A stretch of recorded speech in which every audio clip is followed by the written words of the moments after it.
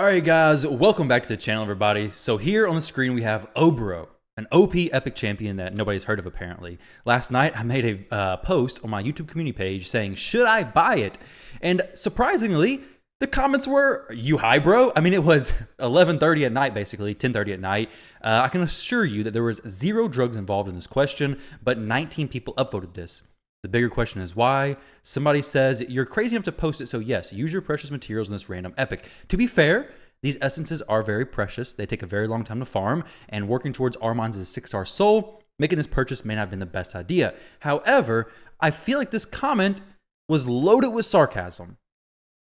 Who knows? But below it, Mr. Burrito Slayer has a great comment. So this person says, OBORO is a great mischief tank, and then also can solo Amius, and Burrito says, I heard she's a great mischief tank and can solo Amius. I love it. That's fantastic. She can do both. And she is amazing at both of those. Now, soloing Amius may be fixed. Amius may be fixed, not for sure. I know Bronco's done some videos, and I may do some as well, since I do have a brand new 6-star OBORO soul. But the rest of the comments, some people say yes, some people say hard pass, no, safe for better. Thunder says, what? As if like this is a terrible idea. Nah. JKL says, nah, red essence takes literal months to get. No, a lot of no's. This random epic can solo Amius. So a lot of people saying no, but there were some yeses sprinkled in throughout. So what did getting the 6-star soul actually give me? Well, I'll show you what the team gave me. I can't necessarily say for sure if the 6-star soul made the difference, the massive difference, but there are some pretty big things that it does contribute to. So here we go. This is the team. Let me show you guys the cool stuff before we dive into the weeds. 760 million damage. OBORO, the random epic, doing 343 million damage. Now, yes, this is on hard difficulty. I may try it on higher difficulties in the future, but this is 1.5 million Hydra CVC points, Hydra Clash points, Hydra CVC, whatever you want to call it. Hydra Clash points, it is 1.5 million. Let's see what I got so far. It's just the one team, 1.5 million. So there we go, 1.5 million points. So in order to get the same amount from Brutal, I don't know what I have to do, like 500 million. Either way, I may move it up to Brutal, but for now, this is the team that I was using on hard. So let's see how this actually works, okay? Let's see what she's actually hitting for on these heads. I'll play this just for a little bit. Let's go speed 2x, just so you guys get the idea. Maybe you can't see anything. That's way fast, even for me, and I know what's happening. But here you go. Watch OBORO's magic start to pop off. So you can see she does her AoE thing there. You can't actually see that because that was way too fast, and I couldn't even see that. And I know what to look for. So Lady Mikage does her A1. OBORO does her A1 as well, but she doesn't have no turn meter to go take a turn yet. Why is she doing that? You will notice that I do click on the heads because I do got to target something with 4 or more debuffs. So it is full auto, but there is manual clicking throughout. OBORO getting some more AoE stuff, hitting the heads for 300,000 damage each time. Let's go ahead and see what she does here. Another A1 AoE, 289,000 damage there, 318,000 damage there. These decapitated heads are getting absolutely obliterated. And you can see just A1, A1, A1, A1 relentlessly. Mikage's in the lead, which is a pretty significant detail. A lot of times people have Necmo in the lead, but there's a big reason why I did not do that. You can see that when these heads start to drop their protection from the first turn they come back, they die very, very quickly. So A1, boom, 470,000 damage from OBORO's A1 ability. The Torment head is up. Things are about to get crazy from here. So the ideal situation is when the head of Torment is up and all these heads are dead. So once these heads pop, there we go. This is like the ideal situation right here because Inquisitor Shamel is boosting Mikage. Mikage, I have her A2 ability turned off. This team is very much just full on aggression. There's no res champions. There's very little support buffs. There's no shields. There's just strengthen from Mikage. We have Leech to heal from, but strengthen from Lydia, but Mikage is here just doing her A1 and then her A3. So we have her A1 joining in OBORO for the attack, and then her A3 is an ally attack. So every single turn that Lady Mikage gets is either OBORO joining in on an attack or Mikage doing an ally attack. So check out how much damage. OBORO, 517,000 damage. Each hit, 500,000 damage on that head. Now, the other heads are about 300,000. She's a void epic, so there's no weak hits ever. So you can be assured that every single hit she does, assuming they're not under Poison Cloud, is going to be a very solid hit. And here you can see that the head of Torment, well, it's not dying because it has that buff on it where it's taking a fraction of the damage, which is fantastic because now it's staying up. Inquisitor Shamel is boosting Mikage like an Energizer Bunny, and she's just getting OBORO to join in one turn after one turn after one turn. It's fantastic. Inquisitor Shamel is built for damage as well, doing like 300,000 per hit on his A2 ability. Mikage A1 again, 500. That's like 1.4 million damage just from that AoE skill from right there. That's not even her turn. Not even her turn. Let's see her join in a few more times. Guys, I bought the 6-star soul. I got to milk this as much as I possibly can, but I think this is very cool. Now, I do want to give a disclaimer. You do need pretty high gear to pull this off. Not saying that she's not bad, but there's a lot of other benefits and other use cases that you could use OBORO for. That's not just pure insane Hydra damage on hard mode difficulty. She's a great mischief tank, like the one commenter said. She is very good for damage, and she can solo Amius. So she is definitely not a useless random epic. She's very useful. And eventually, I actually want to use her to push to 1 billion damage in Hydra hard mode difficulty. I'm very confident I can. She's currently in Slayer 6-piece. If I can get 3 accessories, it's going to give her a 30% chance to repeat the damage. So it's going to be crazy amounts of damage that can go out. You can see I swapped over to this head. Basically, my targeting throughout this was to ideally make sure a head that had 4 or more debuffs also was good affinity for Wukong, at least not magic affinity. So he could hit really hard with the A2 ability. You'll notice that he hits for like 1.2 million damage sometimes, not billion, million damage sometimes. He hits very hard. The only situations where I can fail this run pretty easily would be if the Head of Wrath comes back, we get a cleanse from the Head of Decay, and he does increased attack. That can fail it. That can make things get a little sketchy. But if that doesn't happen, everything's okay. So just a few more seconds of this, guys. I think it's really exciting. I think it's really cool. It's something I've been trying to work on for a little while. I was actually trying to work on this before I got the 6-star soul for OBORO, but now it's even that much better. So a few more turns. Let's see it real quick. Scroll to the end. There we go. We got some buffs up. Not a huge deal because guess what we have? We have Wukong who can just strip those buffs. Now I used Uko before, but he has to do a hit. It can weak hit and he can just not strip. Whereas Wukong is just going to strip and place the block buffs. There's no hit involved. So other than being resisted, it's going to be very consistent. OBORO laying down some more damage. The heads drop super quick. Whenever they eat a champion, if they ever do eat a champion, champions get freed so insanely fast. So that's enough of that. Let's go ahead and jump in here and talk about the 2 main champions in this team. So come over here to raid. Let's go to the 2 main champions. The 2 main champions where the team is focused around is OBORO and Mikage. So why are they the keys? Well, OBORO, her A1 is attacks one enemy, 40% chance of placing decreased defense for 2 turns. I don't really care about that. Will attack all enemies instead if the target is under 4 or more debuffs, which is why I was saying I'm always trying to target a head as under 4 or more debuffs. So now she's attacking everybody, given those big hits from the AoE skill. Her A2 and her A3 are useless for me in this situation. I'll show you the presets in just a moment, but the A3 is actually really good if you want to use her as a mischief tank because she places increased crit rate, increased crit damage, and a perfect veil, giving her the most buffs, making the mischief head actually target her. So getting her high resistance can work out very good, but I'm not using her for that build, obviously. I'm just full on damage build. Here's her masteries right here. So then her build, before we talk about the blessing and why it's so significant, let's take a look at her build real quick. So she's in 6-piece Slayer. The reason why is because, like I said, the only thing I care about is that A1 ability doing that AoE damage. So getting the ignores 30% of enemy defense when using AoE skills is perfect for her. So she's ignoring defense. She's boosting her turn meter, which is why I'm able to build her a little bit slower than normal. And Hydra specifically, she's like 189 speed. Really good attack stats overall with Slayer. Ideally, I get an accessory, a attack ring, crit damage necklace, and then a attack banner. But really, anything will be fine probably because just getting some more damage from that will be incredible. Having that chance to double the damage when she's attacking as much as she is, it will be absolutely insane. And I'm really excited to try that, but I'm not able to just yet. But if you're able to, maybe you should go ahead and give it a shot because it could be really cool. Now, as far as the blessing goes and why I actually wanted to purchase the 6-star when I already had the 5-star is because comparing this Crushing Rend to Cruelty. Let's talk about Cruelty. Well, Cruelty at 5-star decreases the target's defense by 2% per hit, 30% for champions, and 15% for bosses. Well, if you think about it for bosses, that's going to be, what, about 7 or 8 hits on a boss to decrease their defense to, by 15%. She's not getting that many hits on the boss, honestly. Like, the bosses are dying before she's getting that many hits. So by the time they're actually that 15% defense decreased, they're already dead. It's great to have Cruelty on some champions in my team, but OBORO moving from this to moving to Crushing Rend at 6-star, specifically 6-star, every hit will ignore a percentage of the target's defense. This ignores 1% defense for every 10 levels. Come over here to Hydra and take a look at what level they are on hard. that's going to be quite a bit of defense ignored. So on hard mode difficulty, the heads are 280, level 280. That's going to be 28% defense ignore.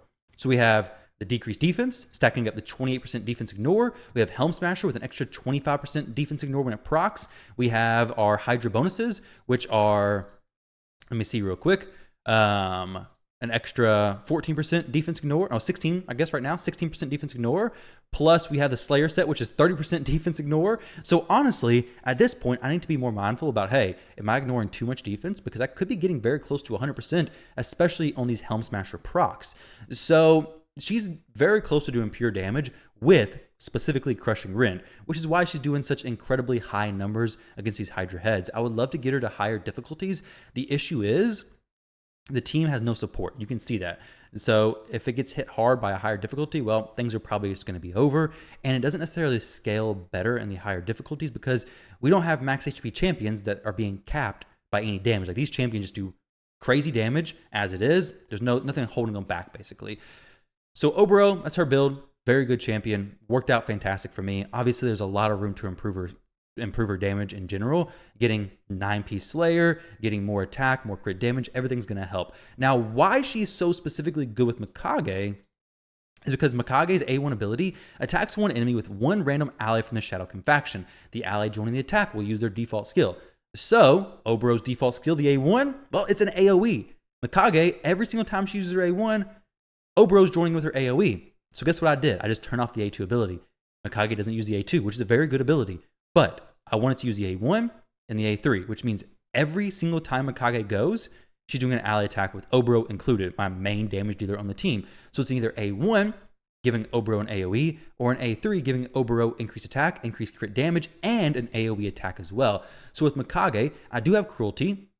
She doesn't have any AoE stuff really, but she is still going to be decreasing the target's defense. Same thing with Shamel, same thing with Nekmo. So we should still get some pretty good defense drop anyways from their skills, but Mikage is doing so well. And then pair her with what I believe is one of the best builds for Hydra with Mikage, which is Relentless plus Merciless. So Merciless specifically, paired with Relentless, gives a champion a 30% chance to decrease a random skill's cooldown when dealing damage with a 4-piece set. So you need 2-piece accessories, or maybe even 3 accessories, but 2 accessories at least, 2 artifacts, and then pair it with Relentless. So now she has a chance to reduce the cooldown of the only active skill she has, which is her A3, 30% chance to decrease that. And then she also has a chance of getting an extra turn.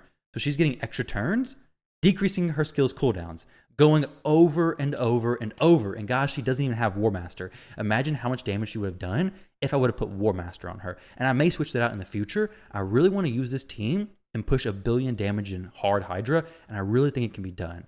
So her build, I really like it. Relentless plus Merciless. If you can't do it, definitely try it. She's very fast. She is very fast. This build is not easy to hit, but I'm very happy with it. I think it's super cool. Now, her accuracy is a little bit low. Like for PvP, she's not going to be fantastic.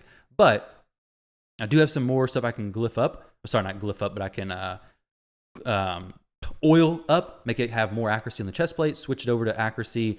The banner, same thing. I can actually get this fully taken up, get more accuracy. I can get her an accuracy banner. There's various different things I could do for her. Honestly, if I had an accuracy banner with more speed, I'd probably just swap it over. But Mikage works out amazing in this team. So those are the 2 main champions where the whole like synergy of this team is kind of centered around. Now, past that, you'll notice a few things. This team has no provoke champion, has no hex champion, it has no support champion. So for support, my answer for that is Nekmo.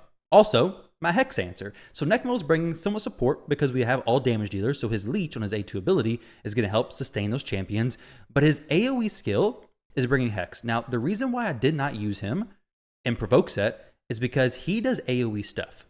I don't need a provoke applied to everybody. I do need hex applied to everybody. I could have used Lydia in a hex set, but she only has one AoE skill. So instead, I decided to click on the Head of Decay every now and then. Lydia can do her single target there, have a chance of applying provoke to the Head of Decay, and then Nekmo, every single time he's attacking, he's having a chance to place Hex, which is going to give me a very solid uptime for the Hex, which is the most important thing, is keeping Hex up as frequently as possible because Hex is so extremely valuable. Sharing that damage, you can see it. Nekmo didn't do that much damage, but he did a lot of damage just because of the Hex. Like 90% of the damage was probably attributed to Hex, to be honest, because there's no reason why Nekmo built the way he is, should be doing, if I can find him, where is he at?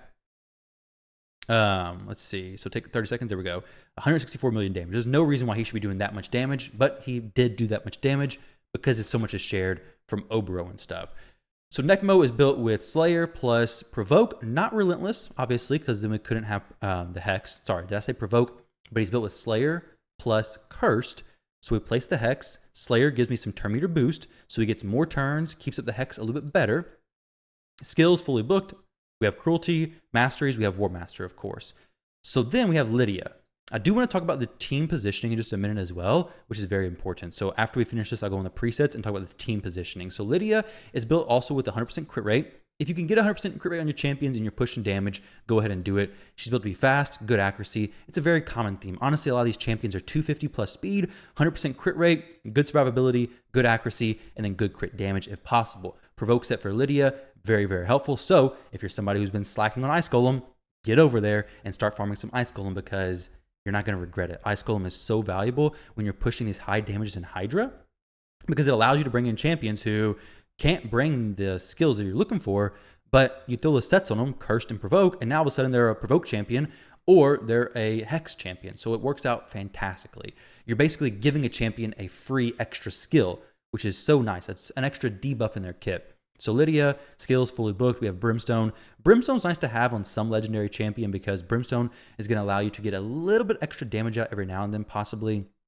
For the Masteries, we have War Master on her as well. Now, Sun Wukong is just my arena build. We're purely going for damage. I don't really care if he dies because he's just going to come back anyways, even with no res champion. So he's pretty fast. He's 250 speed in Hydra specifically. We have good crit damage. The accuracy, I think, needs to be like 200 above. We have Lady Mikage in the lead spot anyway, so more accuracy from her. So the accuracy on these champions can be pretty low and still be fine. Now before, I actually used Mighty Uko in place of Wukong, and it was okay. But since Mighty Uko has to actually do a hit and it can get weak hit to place the block buffs as well as strip, Wukong is just so much better because he doesn't have to do a hit. It just says before attacking, steals all buffs from all enemies, then places block buffs. This is a key detail, and it actually hits pretty hard. So he's hitting hard, stealing buffs, but we do lose out on the res. So if you're not able to make it as safe as this one, you could throw in Uko, Mighty Uko that is, the pig, and then just turn off his res and just manual the res if somebody actually dies. It'll make your run safer, but I'd rather the pure violence, pure aggression, just going all in for damage. I like this approach much more, and if you build your champions well enough, it works out fine also. Lightning Cage does add a little bit of extra damage throughout the run as well, so I do have that. And then for Masters, we have Helm Smasher. Like I said, he's my PvP champion, so he's built just for PvP, just for Arena, essentially, and it works out fantastic in Hydra. And then we have Inquisitor Shamel. Inquisitor Shamel, I initially tried pure damage. He's a little bit on the squishier side. He's one of the more squishy champions in this team. If he dies, well, the run's over. Honestly, if anybody dies, I'm resetting the run because I'm trying to go as far as possible. So he's in regeneration for some extra healing. It could be lifesteal potentially. It could be anything like that. Lifesteal may actually even be better, honestly. So he's in regeneration gear, pretty tanky. Now that I think about it, lifesteal may actually be the best for him because it will be healing quite a bit, and he'll be healing from War Master. So lifesteal is a very solid option as well. But I have regeneration. We have good HP, pretty good defense, good speed, and then we have good crit damage and 100% crit rate, of course. So you don't need defense ignore sets on him because his skills, he actually ignores percentage of the target's defense based on how many buffs he has. He should have enough buffs to most of the time be ignoring essentially 100% of the target's defense anyways, which makes him hit for some pretty high numbers. And then for his Masters, we have Giant Slayer. So coming over to the team's presets real quick before we wrap up this video, I want to share with you guys why I actually have the Mikage in the lead spot instead of Necmo. So Necmo is a champion you often see in the lead spot. It basically works like a battery for your team, in my opinion, because Necmo is boosting the team over and over and over. The issue is, though, is that Necmo has an A3 ability that gives him an extra turn.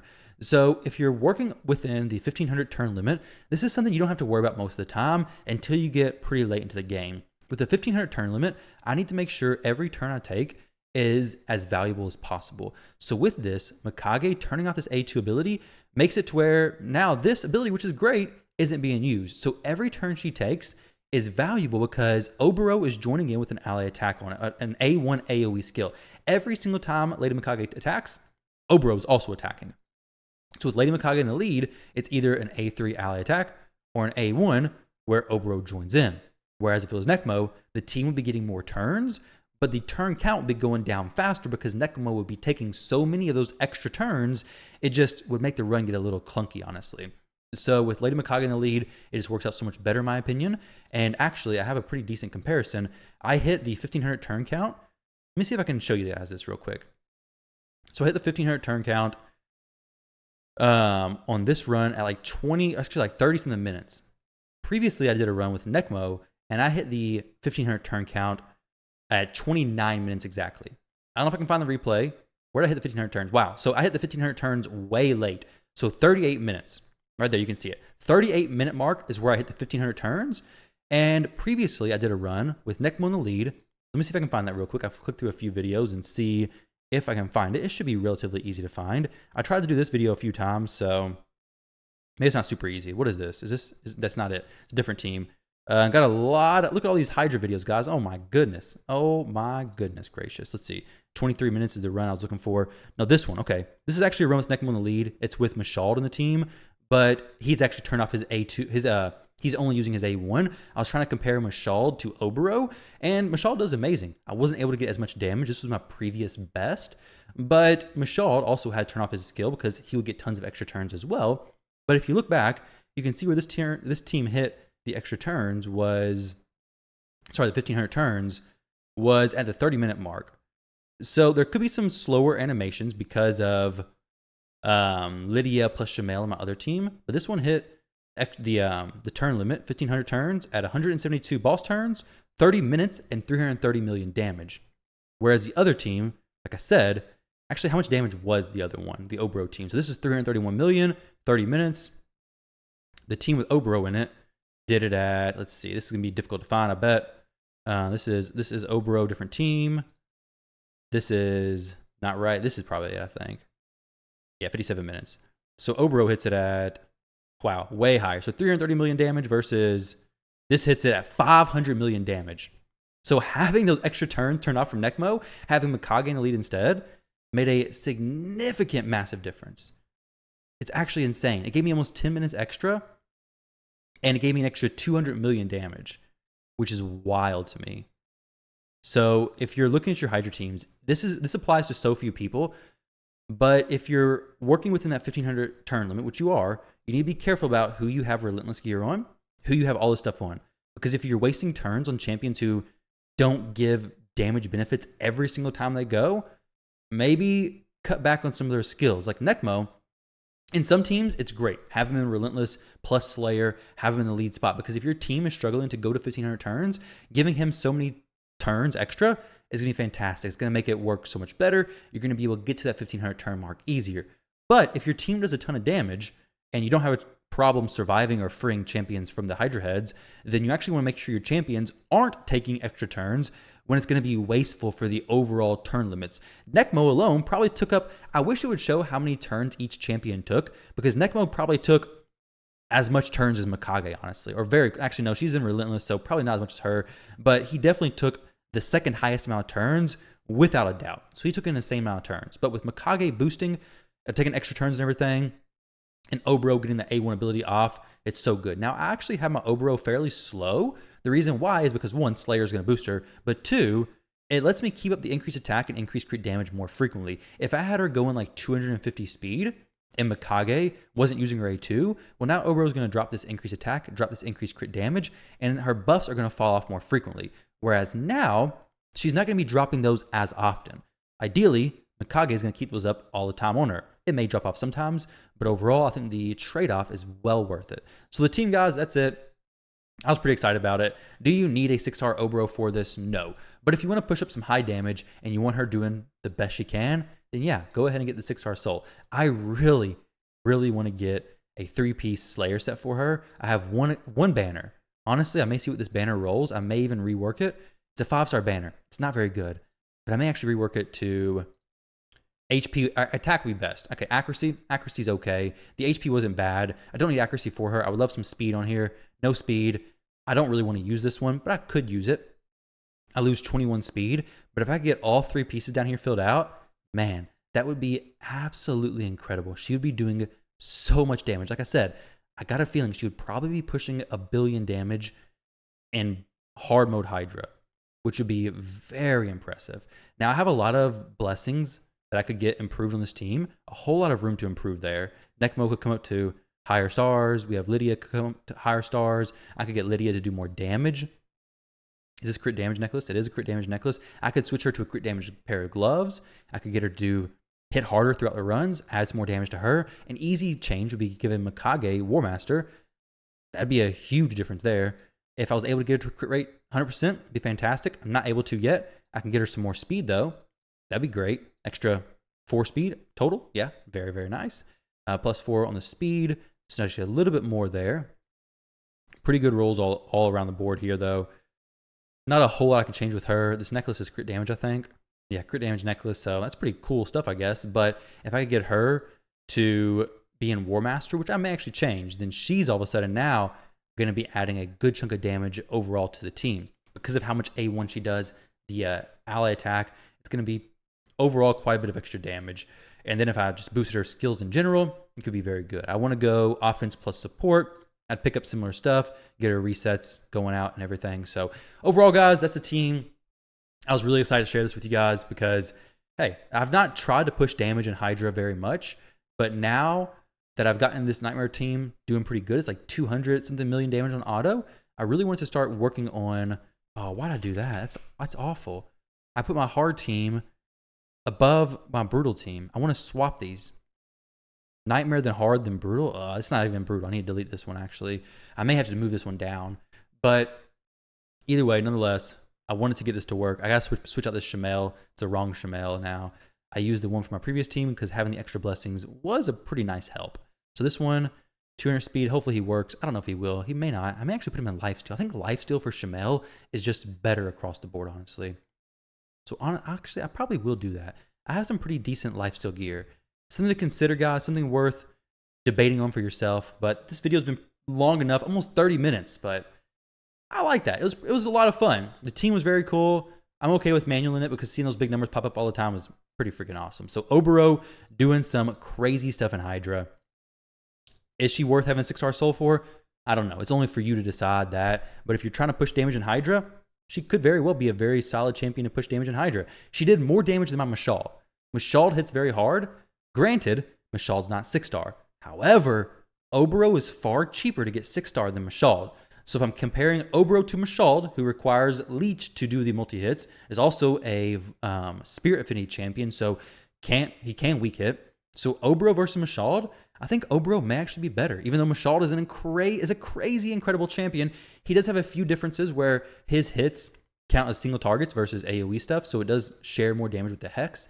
So he may be able to do more, I don't know, but it's much cheaper to get OBORO to 6-star than it is Mashal. And it's probably easier in general as well, because you get more epics from the wishlist stuff. So either way, guys, I hope you enjoyed the video. Hopefully I gave you some inspiration for your future Hydra teams in general.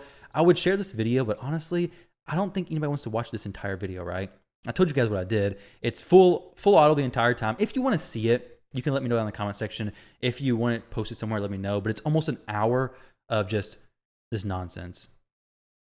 All it is just ally attacks, ally attacks, ally attacks. It does look cool, though. It looks very cool, and I'm a big fan of it. But getting his head down, whenever it pops up, I have to target it because I really want to kill this one as soon as possible because it reduces my damage by 30%. Its passive ability reduces AoE damage by 30%, and I don't like that because OBORO is doing AoE damage. So if that head somehow doesn't pop up for majority of the run's going to do a lot more damage for sure. So there we go, that head's down, and now we're popping off with some big damage here, bigger damage that is. OBORO joining in so much. She just takes so many turns. I really want her to have 6-piece Slayer. I just got to get lucky with the Forge Pass and get 2 more pieces of Slayer gear, Slayer accessories, a ring, and a necklace. Ideally crit damage, but I'm even willing to not go crit damage and just go for the bonus. The 30% chance to duplicate the hit or repeat the attack is just so good because it's not even an extra turn. It's literally just an extra hit. So I'll be super excited. Very much looking forward to having that. It'd be so cool. And honestly, I need to do the math to see how much defense she's actually ignoring because I may be pushing close to overcapping defense ignore. And there's no benefit over 100%. So if I get this fully maxed out, plus her Slayer set, plus Helm Smasher, I may even have to switch over to Flawless Execution or go into War Master. I'm not for sure which would be best in that situation. War Master does a flat amount, and then Flawless Execution would add 20% crit damage. I think probably War Master would be better. I got a feeling. But if you're doing pure damage the entire time, I'm not really sure, especially if I have Cruelty working these heads down. Not for sure which would be best. Not for sure. Also, not for sure how close I actually am to 100% defense ignore. I believe all this is additive, so we'll see. It is a lot of defense ignore, though. It is a whole lot of defense ignore. I think her stuff is the best damage it can be. Maybe not. Maybe not, but I'm pretty sure it is. I'm pretty sure masteries are what it should be. This is when she's at full HP, which she's at full HP majority of the time. This could be nice, possibly, but I don't need it. This is actually the best thing to have. Yeah, I think she's good. I think she is more than okay. Don't need Cycle of Violence. She's not doing that much damage to them. More than 30% of their HP. Either way, guys, I'm rambling now. Just hanging out, I guess. 30 minutes. Hope you enjoyed the video. Thank you all very much for watching. Best of luck in your builds. Let me know what you think about this.